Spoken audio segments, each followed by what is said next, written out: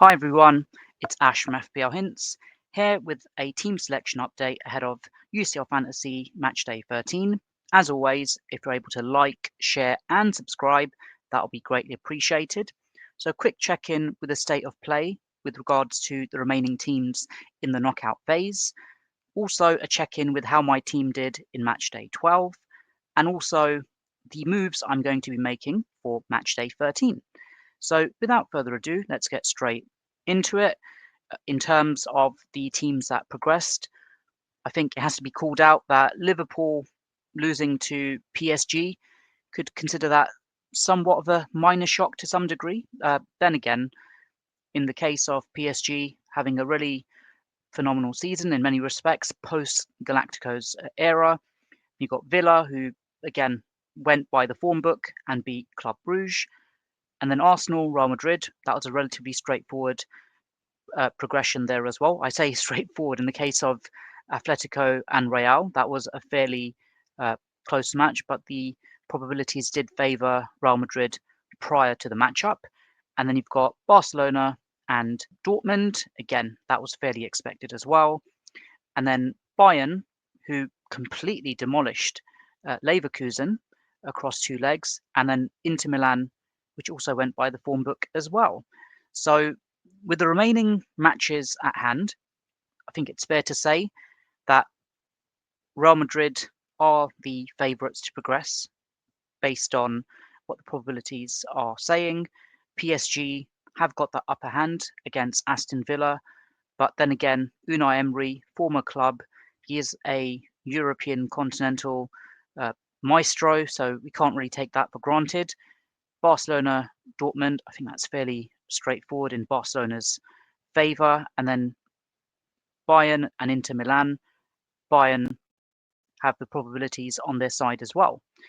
In terms of my own team, really, just that Liverpool loss was a setback in some respects. If I just bring up how the team finished, it was fairly disappointing that ultimately Mo Salah and Trent Alexander-Arnold couldn't deliver the goods. And then I really went heavy on Barcelona, but annoyingly, the one player that I didn't have was Yamal, and ultimately he benefited in that previous round.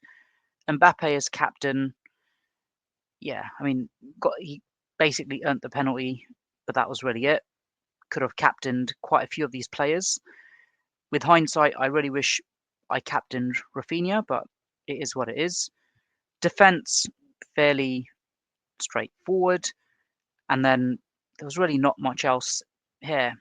Just, I think across the board, I could have done much better. But hey, got plenty of transfers at hand to basically cut this team up and reform ahead of match day 13.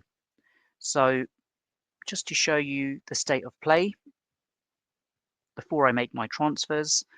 So, again, Mo Salah has to go, Trent Alexander has to go, got Dumfries, he has to go as well because of the injury, and then two other players potentially as well. And then that's the bench as it stands.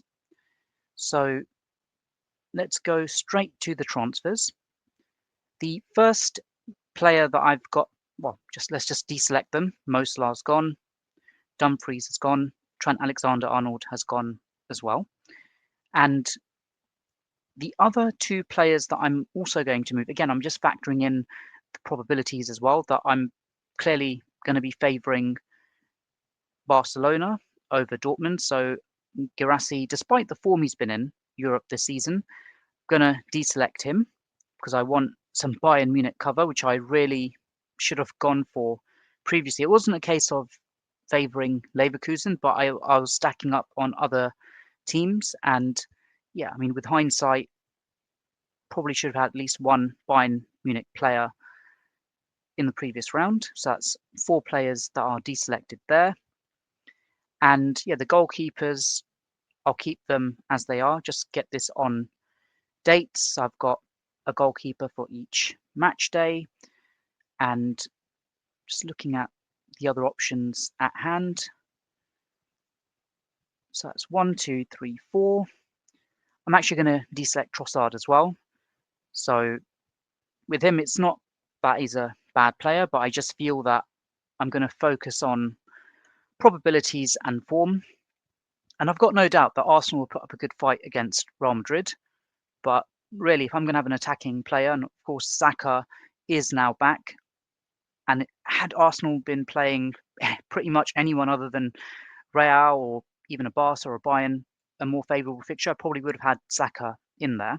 So those are the 5 players that I've deselected. And if I just sort this by percentage, just look at the players that I've missed out on. 45% owned. I'd say he's had a fairly mixed season in the Champions League, considering all the hype that's around him. I'd say, on the whole, he's had a few good matches here and there, but based on my own thinking, I've got Rafinha, I've got Lewandowski, got Koundé, got Szczesny. Yeah, I'm not gonna get him in, I think, at this moment in time. Then you've got Hakimi, who's actually, I'd say he's had somewhat of a mixed start and then basically picked up form in the latter stages. I'm going to favour PSG over Aston Villa. So in comes Hakimi. And here's a tough call, basically, because I feel that Aston Villa will put up a really good fight. Hey, they probably could cause a minor upset and defeat PSG, but yeah, it's a tough one.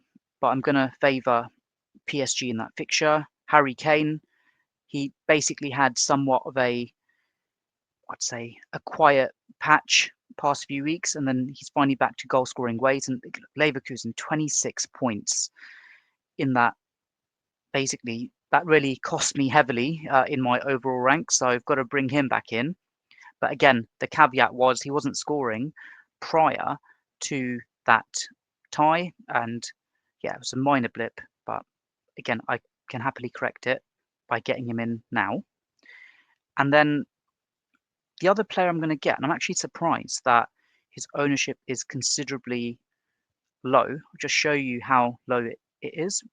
He's a midfielder, and yeah, you've got Yamal mentioned, Musiala who's injured. Surprised his ownership is that high. It's Dembele.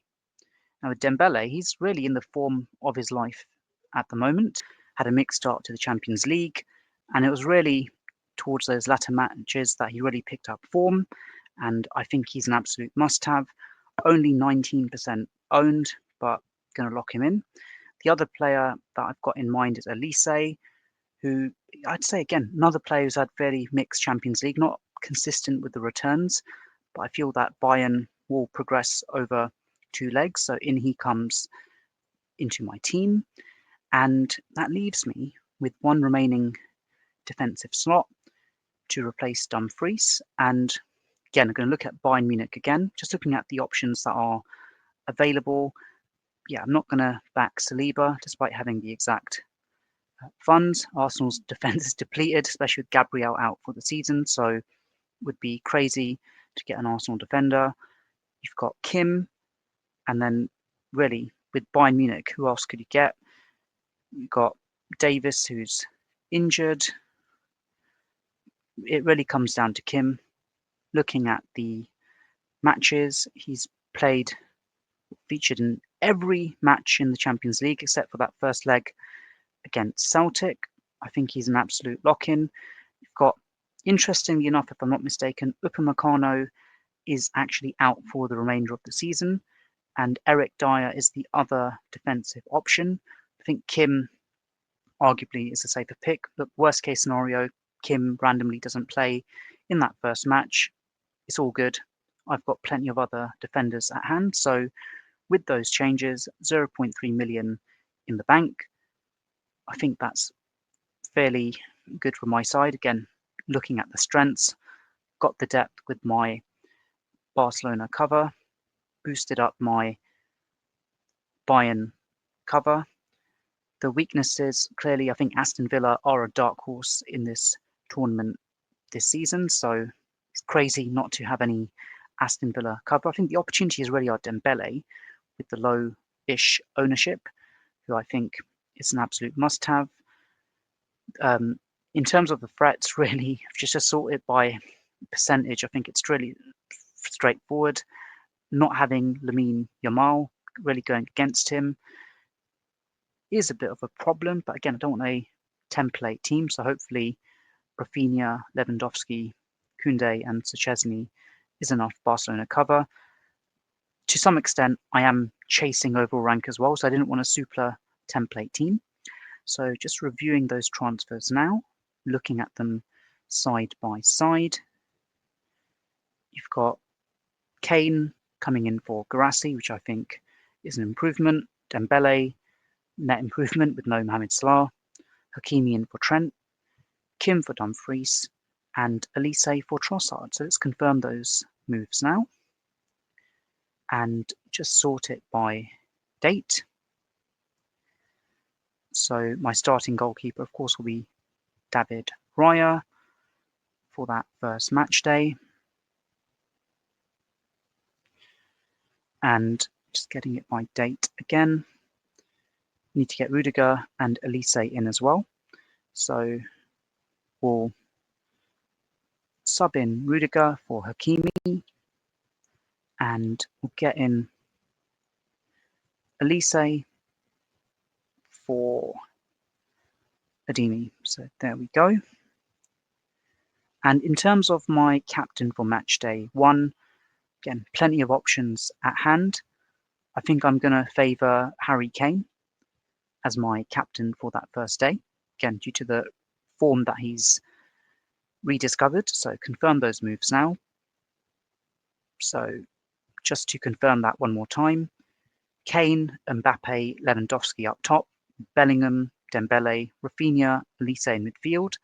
Rudiger, Koundé, Kim in defence. And David Raya as the matchday 1 goalie. And then the matchday 2 subs are Szczesny, Hakimi, Ademi, and Schlotterbeck. Let me know what you think. Have I got the balance right? Have I got the balance wrong? And as always, if you're able to like, share, and subscribe, that would be greatly appreciated. Take care and all the best.